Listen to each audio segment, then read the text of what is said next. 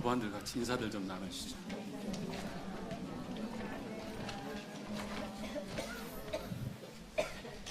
오늘 사회자를 아시는 분이 몇 분이나 되는가요? 저희 교당이 양재동에서 원청단을 구성해서 젊은이들의 교화를 이루어가는 저수지가 되었고, 자곡동으로 이사와서 기존의 원청단원들은 다 진급을 해서 생수단으로 정행단으로 가고, 새로 원청단을 구성해서 지금 강남교당의 제일 젊은 교도들로 구성되는 저수지와 같은 곳입니다.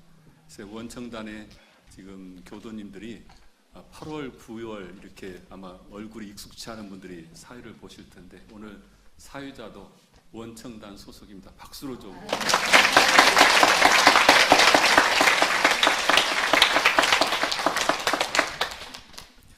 우리 교단의 그 선지님 중에 영산 박대환이라고 하는 선지님이 계십니다.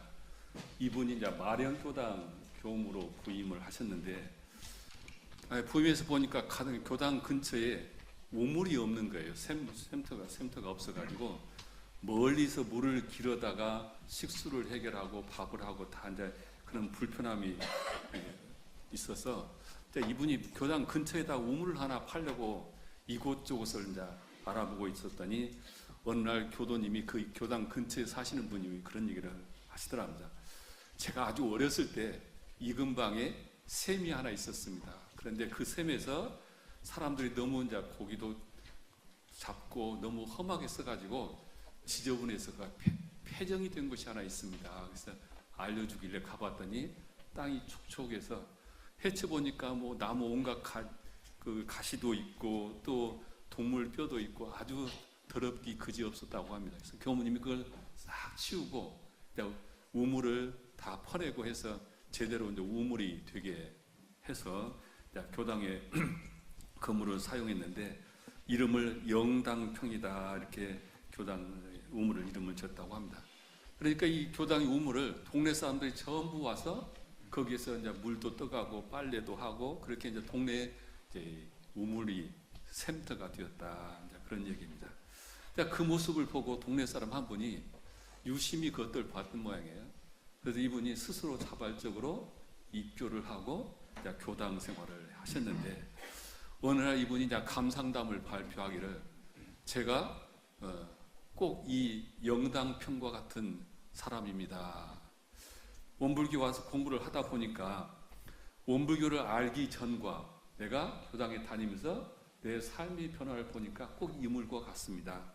그전에는 무엇이 죄와 무엇이 복인가도 모르겠고 그냥 내 이익만을 취해서 살았는데, 원불교를 다니다 보니까 어떻게 해야 복을 받고 어떻게 해야 내 삶이 더욱 행복해지는가를 알게 되고 마음을 어떻게 써야 하는 것을 알게 되면서 제가 이 교법으로 변화되는 것을 알게 되었습니다. 이렇게 이제 감상담을 했다고 합니다.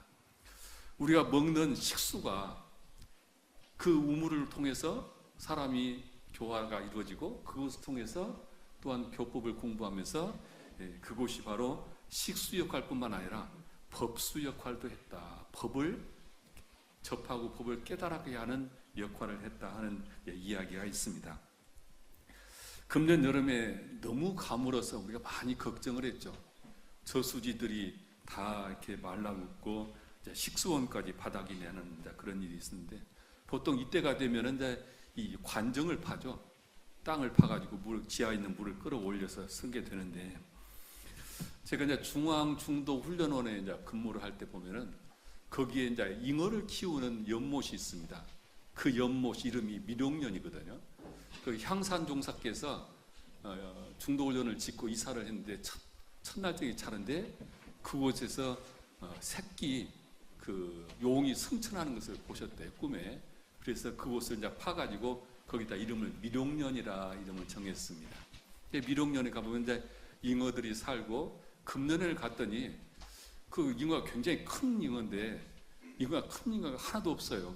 어디 갔냐고 그 중도훈련원 교무님들이 몸보신이라고 다 했냐 그랬더니 그 수달이 돌아와가지고 그걸 다 잡아먹어 버렸대요. 그래가지고 조그마한 새끼 잉어만 지금 이제 새로 갖다 넣더라고요. 근데 그곳이 이제 연못이 있고 이 한쪽에 우물이 조그마한 우물이 있습니다. 근데 이제 장마가 지면은 흙탕물이 되고 가뭄이 들면 그 물이 쭉 들어가지고 물이 없어요. 그래서 이제 수돗물을 대서 저희들이 잉어를 키우기도 했는데, 우리가 이제 건수란 말이 있죠. 건수란 말을 우리 젊은이 원청단들은 건수란 말 모르죠. 사회자가 모른다고 그러시네요. 어른들은 다 아실 텐데, 이 건수라는 것은 솟는 샘물이 아니라 이 장마철에 땅에 스며들어 가지고 물이 있다가 가뭄이 들면 물이 다 이렇게 빠져버리고 그런 것을 우리가 건수라 그러죠. 이 바로 이제 미령년이 건수가 들어가는 곳이거든요. 그래서 이제 장마철은 괜찮고 가뭄이 든 물을 공급해야 하는 곳이었는데, 제가 가니까 이제 이 중도 훈련원이 수돗물이 들어오지 않고 지하수로 식수도 하고 모든 생활용수를 해결했습니다. 근데 이게 이 훈련생들이 많이 들어오면 물이 부족해요. 그래서 훈련생을 받을 때 이 몇 명이 들어오는 것을 제한을 하고 그랬거든요. 그래서 이거 안 되겠다 해서 기계를 대가지고 우물을 깊게 팠습니다. 그래서 그 지금은 수량이 충분해서 아무리 여름철에 와서 샤워를 해도 물이 부족하지 않습니다. 제가 중도훈련 살고 이제 대학원대학교를 갔더니, 이 대학원대학교가 원래 그 중앙훈련원이었던 곳이잖아요. 이게 식수는 이제 수돗물이 비싸니까 식수는 수돗물을 쓰고 생활용수는 지하수를 써요. 근데 이제 학생들이 상주하면서 물을 많이 쓰니까 늘 물이 부족해. 그래서 시간을 제한해야, 이 시간만 샤워를 하라 이제 제한을 했는데, 이렇게 계속 갈 수는 없다 생각이 들어서 우물을 깊게 파가지고 안반을 뚫어서 우물을 파서 지금은 물 부족하지 않게 생활을 하고 있습니다. 제가 가는 곳마다 우물 파는지를 잘 모르겠는데, 제가 처음 강남교당에 부임했을 때 생수 얘기를 했었죠. 기억나실 겁니다. 부임인사 생수 얘기를 했는데, 저는 그 두 기관을 근무하면서 저의 삶의 가치관을 세우고 이정표를 세우게 했던 일이 바로 우물을 파면서 내가 생수가 되어야겠다, 그런 생각을 했습니다. 내가 내 삶의 건수가 되지 말고 나는 가는 곳마다 생수가 되어야겠다, 그런 생각을 하게 되었고, 제가 가는 곳마다 이 가뭄에 마르지 않도록 생수를 만들어가는 그런 생수의 가치관을 세우게 했던 것이 이제 우물을 파면서 제가 생각을 했는데, 대산종사 본문에 그런 말씀이 있죠. 아무리 탁한 연못이라도 한 줄기 생수만 솟아나면 자연이 맑아지듯, 아무리 혼탁한 세상일지라도 새 성자가 나오면 반드시 맑아지나니라. 세상이 혼탁해지면은 새로운 성자들이 나오시죠. 그런 성자들이 나와서 혼탁한 세상을 맑히는 것이 성자들이다, 그런 생각이 들어갑니다. 그래서 구세 성자들은 말세의 세상을 바르고 혼탁한 세상을 맑게 하시는 역할을 하신다는 생각을 해봅니다. 대산종사께서 또 본문에 말씀하시기를, 원천수가 있어야 흐린 방죽물을 맑힐 수 있다. 원천수만 있으면 실이 문제지 결국 맑아진다. 그러나 아무리 큰 방죽물이라도 원천수가 솟지 않으면 썩거나 마르는 수가 있다. 그러므로 언제나 도덕의 원천수가 우리 가까이 흘러가도록 해야 한다. 대종사님과 3세 성현님들이 다 원천수의 역할을 하셨다. 어느 때 어디서나 내가 앞장서서 원천수를 발견하고 몸소 실천하면 자연 맑아지는 것이니 원천수 개발에 더욱 적공을 들이자. 이 법문을 원기 59년에 대산종사께서 하셨습니다. 진짜 이 농촌에서 저는 태어났는데, 이 가을철에 농촌을 보면 논이 쭉 있으면 어느 곳인가 방죽이 하나 있습니다.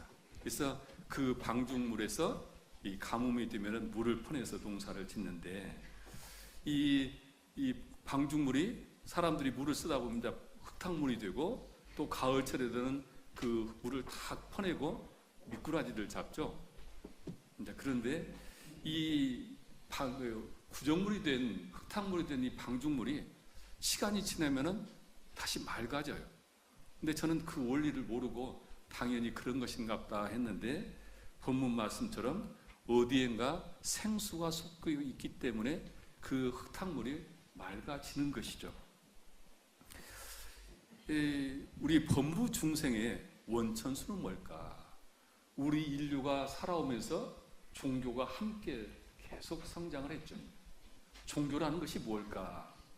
저는 종교라는 것이 우리 인류의 원천수다 생각이 들어갑니다.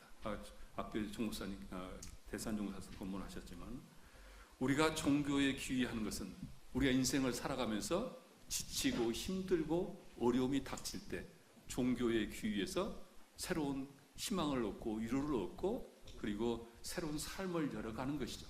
종교라고 하는 것은 그런 것이 아닐까.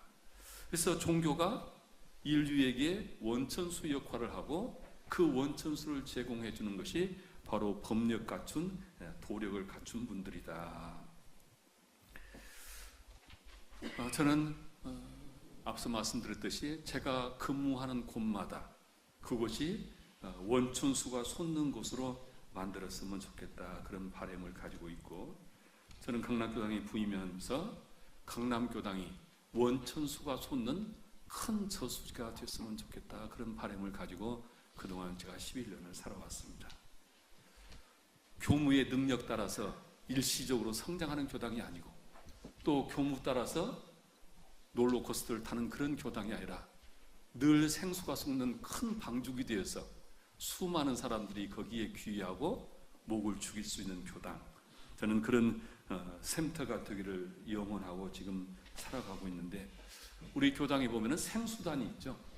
근데 이 생수단이 용어가 제가 부임해서 생수 얘기를 했고 그 뜻을 우리가 앞장서서 실현하자 해서 생수단이 지금 만들어져 있습니다. 우리 생수 항단들이 바로 이제 이 강남교당의 생수 역할을 지금 하고 있고 앞으로 더 큰 저수지를 만들 거라고 기대를 하고 있습니다.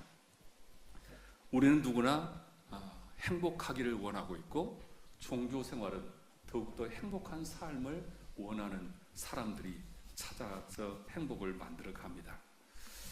우리가 잘 사는 행복한 인생은 어떻게 해야 할 것인가?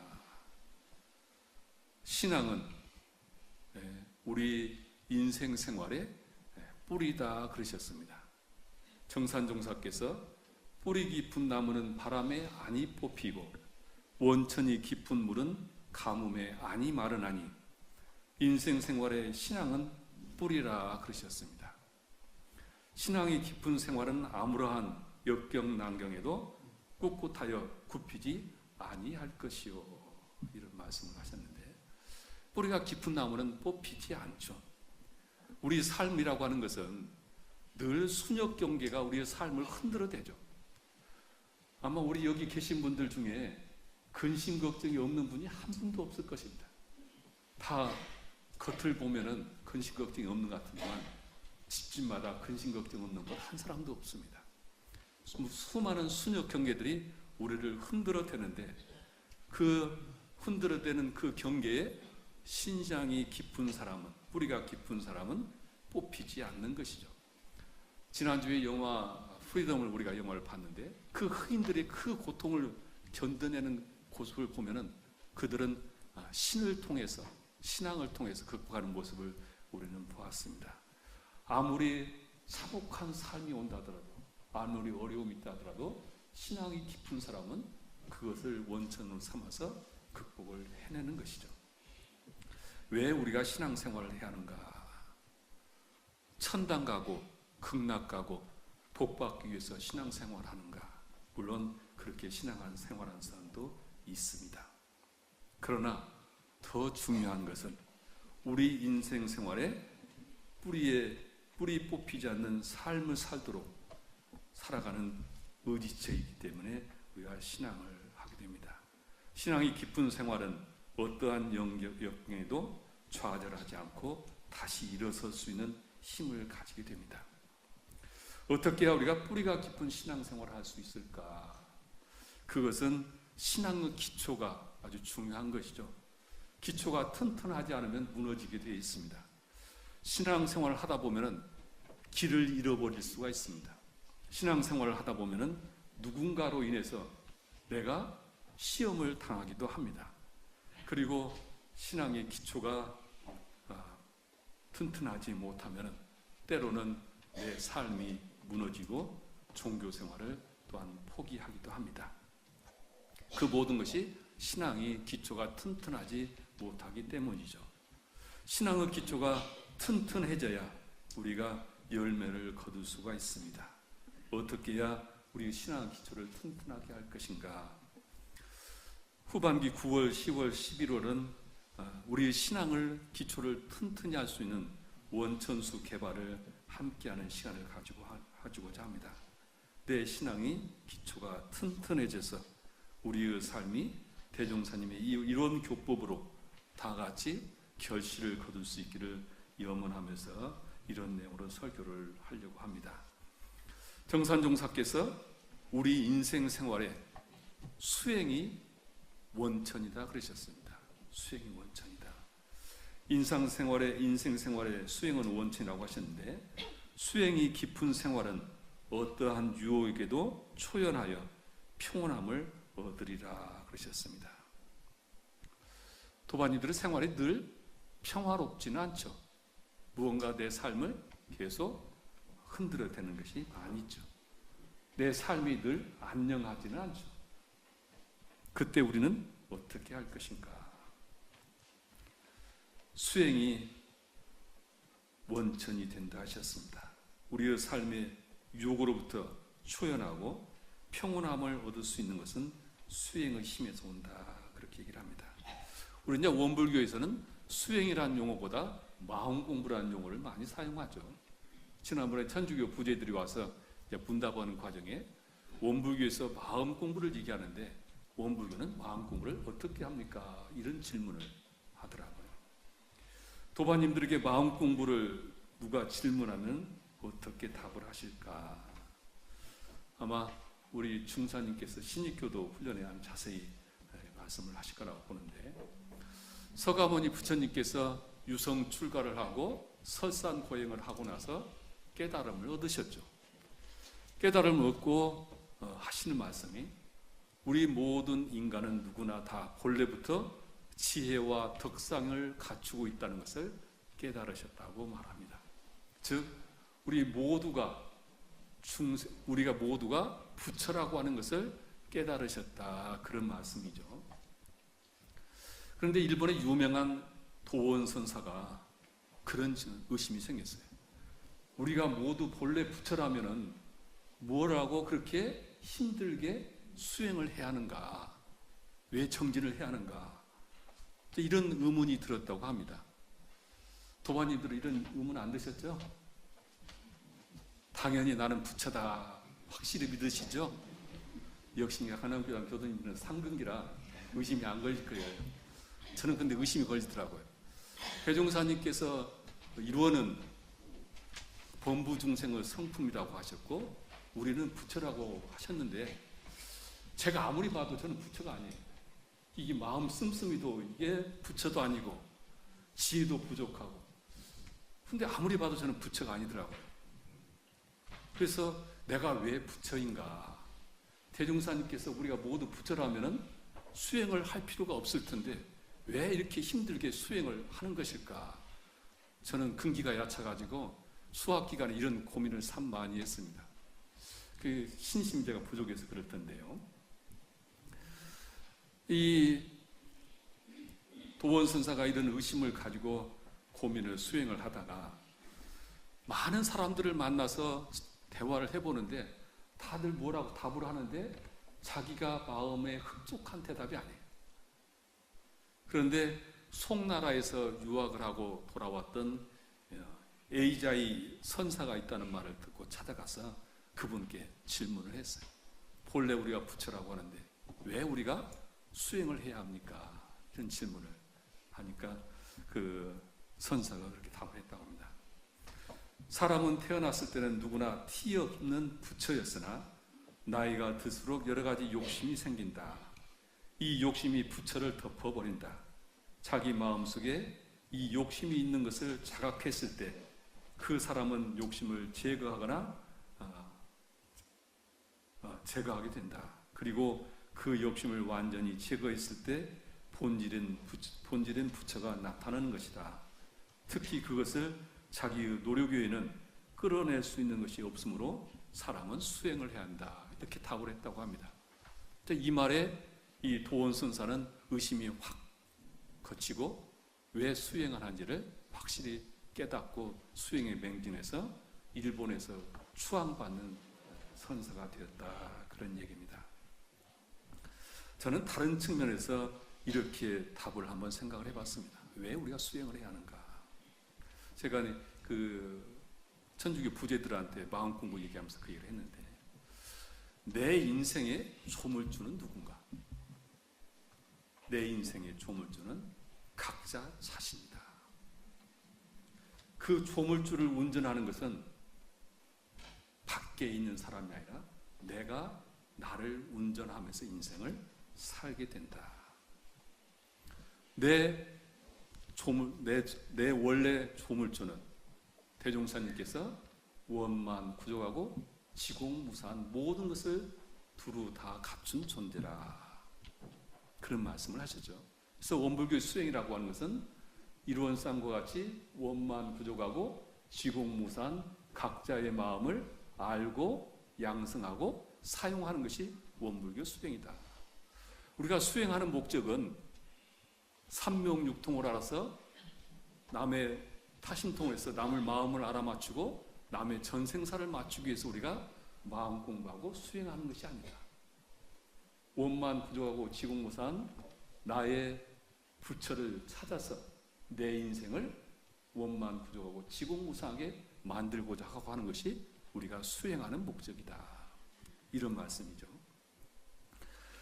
강남교당이 비전을 세우면서 공부 위주의 가풍을 만들자고 하시는 말씀을 드리는 것은, 이 강남교당이 바로 이 원천수를 솟게 하는 것이 교법으로 우리 삶이 거듭나야 강남교당이 인류에게 주위에 생수를 공급할 수 있는 저수지가 될 수 있기 때문이죠.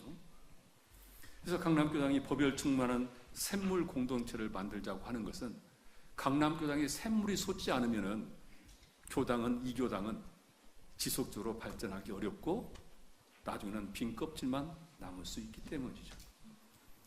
물은 고이면 썩잖아요. 우리 지금 4층 선실에 보면은 앞쪽에 그 수조가 있죠. 오는 사람들마다 다 감탄을 하는데, 가만히 보면 그 수조도 이게 물이 고여 있으면은 이끼가 끼고 냄새가 납니다. 그래서 지난번에 우리 이제 예비교무들이 와서 그 돌을 하나하나 다 이끼를 닦아내고 청소를 다 해서 지금 깨끗합니다. 근데 저곳은 물이 생수가 솟는 것이 아니라 시간이 지나면은 또 이끼가 끼고 냄새가 나게 되어 있습니다. 우리 삶도 마찬가지라고 그러죠. 명예도 재산도 그리고 어떤 모든 것도 계속 고여 있으면은 거기에 썩게 되어 있죠. 부패하게 되어 있죠. 우리 생각도 그렇다고 생각이 됩니다. 내가 경험했던 것, 그리고 내가 생각하는 것에 딱 머물러 고착되어 있으면 그렇게 되면은 그는 결국은 과거 지향적인 삶이 되고 더 이상 새로운 시대에 주목받는 주인공이 될 수는 없지 않을까. 신앙도 마찬가지입니다. 신앙도 이게 계속 샘물이 솟지 않고 굳어 있으면은 신앙이라고 하는 것은 먼저 아상이 생깁니다. 그리고 수자상도 생기고 명예상도 생기고 인상도 생겨서 자꾸 이 상만 생기는 것이 수행을 하지 않고 세월이 지나면은 상이 생기게 되어 있습니다. 그래서 우리가 이 수행은 인생의 원천이 되어야 한다. 그래야 내 삶에 늘 생수가 솟아서 우리의 삶이 늘 새로워진다. 일상성에 빠지면은, 우리 신앙이 일상성에 빠지면은 그것이 나를 더욱 진급하지 못하게 하는 것이죠. 우리 자신이 늘 원천수를 가져서 원천수로 내 삶을 거듭나게 하는 것이 중요하다. 내 삶의 원천수는 뭘까? 다른 가정에서도 내가 사는 의미가 자식들이 있기 때문에 사는 의미가 되고 자식들이 내 삶의 원천이 되는 분도 있지만 우리가 신앙생활을 하면서 내 신앙의 원천이 뭔가 한번 지금 이 순간 한번 생각을 해보시죠. 나는 무엇으로 내 신앙을 계속 거듭나게 하고 있는가? 우리가 이제 제법성지가 있죠. 변산에 제법성지가 있죠. 대종사님께서 익산 총부를 준비하기 전에 그곳에서 법을 제정하시고 인연을 만나신 것이죠. 거기 가면은 하섬이라고 하는 섬이 있습니다. 하섬이 꼭 새우같이 생겼다 해서 하섬이라는 섬이 있죠. 이 하섬은 한 달에 몇 번인가 모르겠는데 길이 갈라져요. 바닷물이 갈라져서 걸어서 갈 수 있습니다. 평소는 배를 타고 가야 하고, 그리고 그 석양이 아주 멋진 곳입니다. 아주 멋진 곳인데 대산종사께서 그곳에서 대정경 초안을 만드시고 교리 실천도회를 만드시면 정양을 하면서 그렇게 하셨어요. 근데 거기가 이 건수만 있고 깊은 우물이 없으니까 여름철만 되면 굉장히 어려움을 겪고 있었습니다. 그래서 어느 날 대산종사께서 자리를 정해놓고 거기다 우물을 파라. 근데 아무리 파도 바위만 나오고 물이 안 나오니까 사람들이 전부 이 바닷가의 섬도 큰 섬도 아니잖아요. 조그마한 섬이잖아요. 무슨 말이 물이 나오고 전부 다 포기를 했는데, 그때 시자로 있던 동산 이병헌 법사님이 혼자 그 물을 정을 가지고 돌을 깨면서 팔았다고 해요. 그 돌을 깨고 나니까 거기서 물이 솟아가지고 지금은 식수의 어려움을 겪지 않고 하섬을 운영을 하고 있습니다. 그 팠던 우물이 많은 성객들에게 감로수가 되고 은생수가 되었습니다. 그 스승님을 믿고 스승님의 가르침을 따라서 온통 신신을 바치고 하셨던 그 공덕으로 오늘날 우리가 하섬에 가면은 그 감로수를 마시게 되는데, 대산종사 법문 중에 은생수, 법생수라는 제목의 법문을 생전에 하셨어요. 우리 여기 보니까 시그널도 보니까 제목 뭐였죠? 은혜 돌에 은생철아 그렇게 하셨죠. 은생처 인생 여정에 은생철아 그렇게 이 식수도 돌에 새겼던데, 은생수, 법생수라는 법문을 하셨는데 중앙훈련원을 짓고 나서 이제 법문을 하셨습니다. 개원식에. 어느 종단이든지 아무리 이 회상을 열어놓았다 하더라도 도력을 갖춘 도인들이 계속 출세하지 못하면은 그 종단은 오래가지 못한다 그러시면서, 아무리 큰 호수라도 원천수가 솟지 않으면은 언젠가는 마르게 돼 있다 그러시면서 어느 종단이든지 진리의 이 샘물을 원천수를 공급해주는 동력이 있어야 하고 원천수가 있어야 하고, 그 원천수를 만드는 사람들이 수행자들이다. 훈련원은 바로 그 원천수를 공급하는, 원천수를 만드는 그 샘물이다 이러시면서 우리 회상에 은생수, 법생수가 끝없이 솟아나도록 정진해야 한다, 이 법문을 중앙훈련원 개원을 하면서 하셨습니다. 바로 저는 이 강남교당이 은생수, 법생수가 솟는 샘물 공동체가 되기를 염원하고 있고, 우리 4층이 그 역할을 중심으로 하셨으면 좋겠다는 염원을 가지고 있습니다. 우리 인생 생활의 수행은 원천이다 그러셨습니다.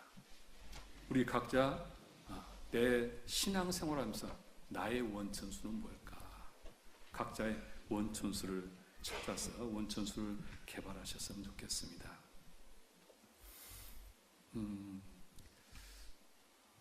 지금 9월 달부터 여름에 쉬었던 모든 선방을 다시 열게 됩니다. 화요 선방, 수요 선방, 그리고 태극권을 중심으로 하는 목요일 선방, 토요 선방, 일요 선방, 이렇게 선방을 열어서 우리의 원천수를 개발하려고 합니다. 그동안 원불교 강남교당의 선방은 화요 선방으로 역사의 맥을 이어왔고 잠시 쉬었던 그 맥을 다시 잇기 위해서 이번 주부터 9월 5일부터 회장단들과 지역 주민들에게 충분히 홍보를 해서 강남교당의 대표적인 선방을 만들게 될 겁니다.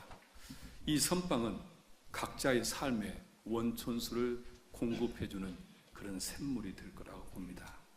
우리 모두가 그런 샘물을 만들어가기를 원하고 9월, 10월, 11월 달에 우리 그 강남교당이 어떤 원천수를 가지고 우리의 신앙을 더욱더 새롭게 하고 이 원천수를 이 세상에 공급해서 모든 사람들의 갈증을 해결해 줄까는 과제를 하나씩 같이 연마하시면서 나의 원천수를 최소한 하나씩은 이렇게 만들어갈 수 있는 기회가 되기를 바랍니다. 금년은 법위를 점검하는 해입니다. 3년마다 대종사님께서는 법위제도를 두시고 내가 어떻게 신앙하고 어떻게 수행할 것이라고 하는 표준을 정해주시고 그 표준에 맞춰서 내 신앙과 수행을 점검하도록 되어 있습니다. 그래서 오늘 교화단에서 이 법위를 각자 자기의 상황을 그 표준에 맞게 점검을 하실 겁니다. 누구를 보여주기 위한 것이 아니라 자기 스스로 자기의 공부를 점검하는 것일 것이고 그 점검하는 것이 나를 단계별로 더욱더 성장시켜가는 밑거름이 될 것이고 그 기초자료를 통해서 교당과 직구와 교구와 그리고 총부를 통해서 우리 각자의 법위들이 이제 정리가 될 것입니다. 우리 9월달, 10월달, 11월달 금년 한 해를 나의 원천수를 개발하는 것으로 우리가 다 같이 정진하는 그런 시간이 되기를 영원하면서 합장하시겠습니다. 법신불 사원이시여 정산종사께서 뿌리 깊은 나무는 바람에 안이 뽑히고 원천이 깊은 물은 가뭄에 안이 마른다 하셨습니다. 그러시면서 인생 생활의 신앙은 뿌리고 수행은 원천이라 하셨습니다. 저희들 이 말씀에 의지하여서 늘 바람에 뽑히지 않은 신앙이 되기를 원하고 늘 저희들의 삶을 새롭게 하는 거듭나게 하는 원천을 발견하고 그 원천수를 개발하기를 원하옵나이다. 하오니 법신불 사은이시여 후반기 저희들에게 각자 원천수를 발견해서 원천수를 개발하고 그 원천수를 나와 우리 가족과 내가 만나는 모든 사람들에게 두루 전해서 그들이 다 같이 갈증을 해소하고 더욱더 건강한 삶을 영육간의 건강한 삶을 살 수 있도록 그래 우리가 더욱더 행복한 삶을 살아갈 수 있도록 원천수를 개발하는 주인공이 되게 호렴해 주시옵소서. 저희들 마음 모아 일심으로 비옵나이다.